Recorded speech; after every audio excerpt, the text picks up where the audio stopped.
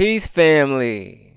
What's the deal, everybody? It's your brother. I'm back, and you saw the thumbnail, so you know what it is, right? I was told to do. Oh, hold on. First of all, before I even get started, rest in peace to this brother right here, Mr. Kurt Flood. If you can't see his name, Kurt Flood. When I learned maybe 20 years ago, he was he got baseball players that free agency as well as other sports. I wanted to trade him to the Philadelphia Phillies. He did not want to go, and he said, I quote, I do not feel I am a piece of property to be bought and sold. Is the foundation. I find it sad a lot that the originator, the person who starts something, never fully gets like their just due. Financially, respect-wise, they never get it. And it's just crazy to me that life is like that, right? But that's how it is. So listen, right? Today, for Soulful Sunday, I am going to listen for the first time in my life to Lift Every Voice. I find it a bit shameful, I'm not going to lie, that I never listened to this song or even watched it on television. Like as far as when they sing it before the Super Bowl and all that kind of stuff. I've just never been into the pregame stuff, them singing the national anthem and all that kind of stuff. It is what it is. It's just the way I am. It has to do a lot with history and me knowing history. But this song is something that has escaped me. You guys told me to listen to this last year. So before I get into that, I would like to, I feel I need to do this because this is new to me and I want to learn a little bit before I even listen to this song. So this is the history of the song. It's only about 4 minutes. This was on CBS or NBC or something like that last year, and this is about 4 minutes long. So in case anybody just doesn't feel like listening to this or watching it and wants to get through to the next part, you are more than welcome. This is the history of Lift Every Voice. Celebrating Black History Month, Lift Every Voice and Sing, also known as the Black National Anthem, has been performed everywhere from presidential inaugurations to Super Bowl Sunday. As Joel Hillary reports, the song is now on the road to new recognition.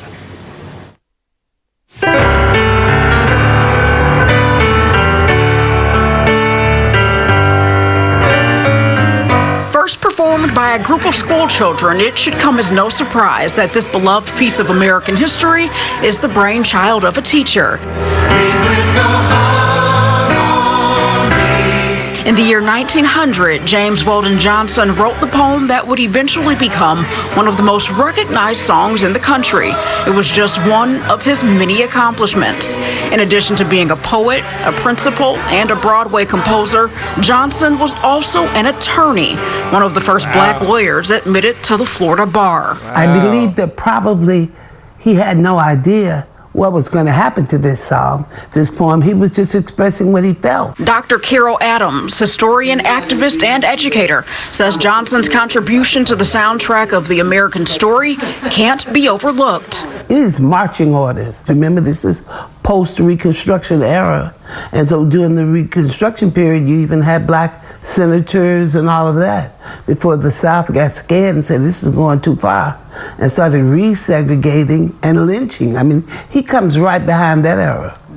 And that's why he says to us, hey, this is continuing.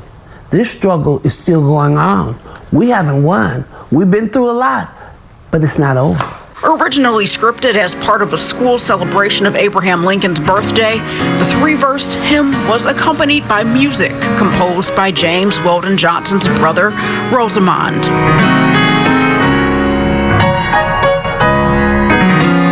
In 1919, during one of the most racially violent periods since the Civil War, the lyrics were given new life, again by educators. Many of the children who first learned the song went on to become teachers themselves, reviving it for a new generation. It eventually caught the ear of Booker T. Washington, ushering it to a new height when it was adopted as the official song of the NAACP.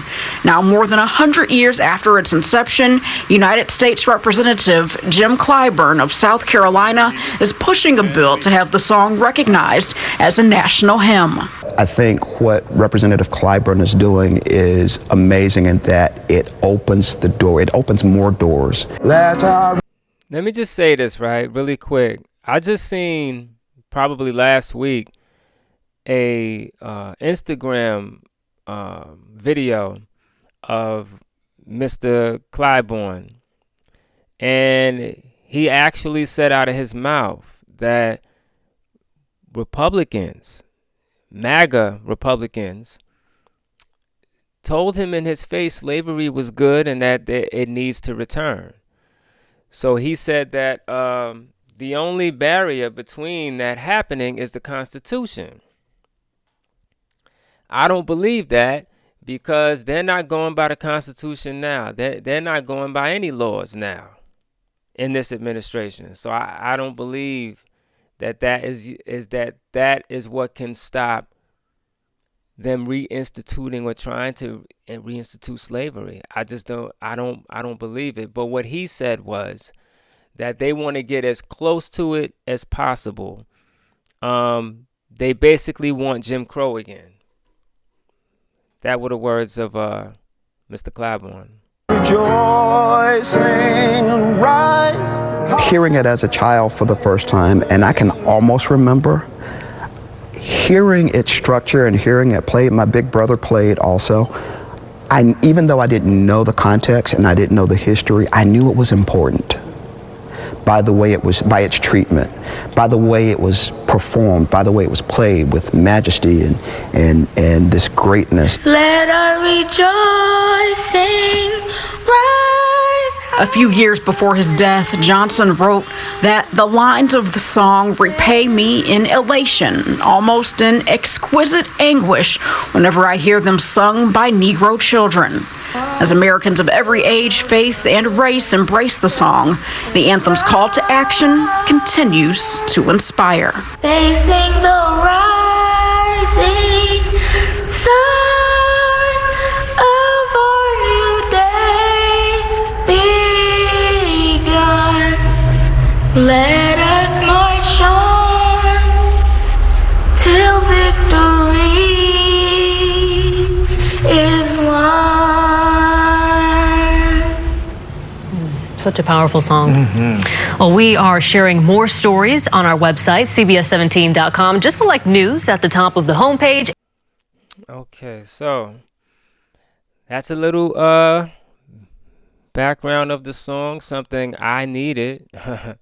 And now I'm gonna listen to Miss Kim Weston, which you guys told me was the original singer of this. I believe it was Brother Uji last year, as well as other people.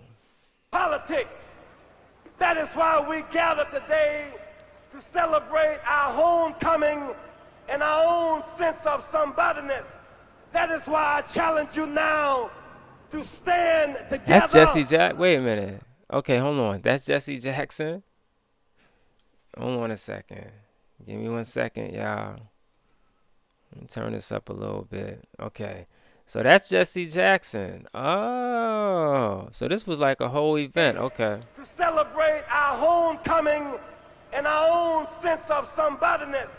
That is why I challenge you now to stand together. Raise your fist together and engage in our national Black litany. Do it with courage and determination. I am somebody. I am somebody. I may be poor, but I am somebody. I may be on welfare, but I am somebody. I may be unskilled, but I am somebody. I am black, beautiful, proud. I must be respected. I must be protected. What time is it? When we stand together, what time is it?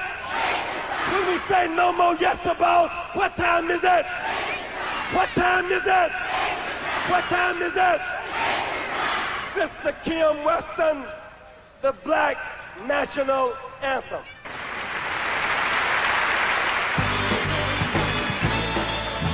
Lift every voice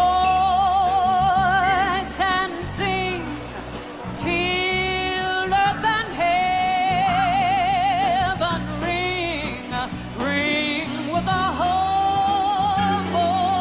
harmonies of liberty. Let our rejoicing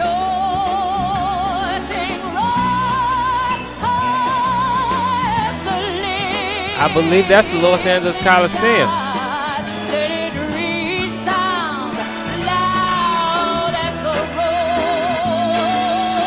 rolling sea. Won't you sing it with me, everybody? Sing a song full of the faith that the dark past has taught us. Sing a song full of the hope that the present has brought us. Facing the rising sun. Oh, man. of a new day being Carver, done. Douglas, Let us march on W, till Marcus Garvey. victory Forgot it. is won. Don't know. Stony Joe. the road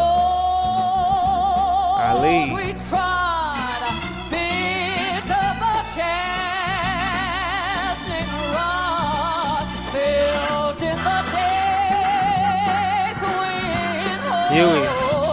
when hope unborn Malcolm. had Angela. died. Elijah. With our steady beat, have not a weary feet come to the place, which our fathers died. We've got some difficult days ahead. But it really doesn't matter with me now because I've been to the mountaintop. I don't mind. Like anybody, I would like to live a long life. Longevity has its place. But I'm not concerned about that now. I just want to do God's will. And He's allowed me to go up to the mountain. And I've looked over and I've seen the promised land. I may not get there with you, but I want you to know tonight that we as a people will get to the promised land.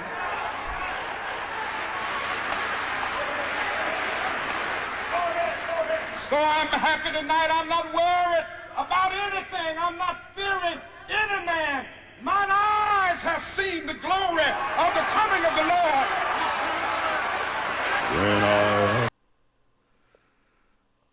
It's a beautiful song.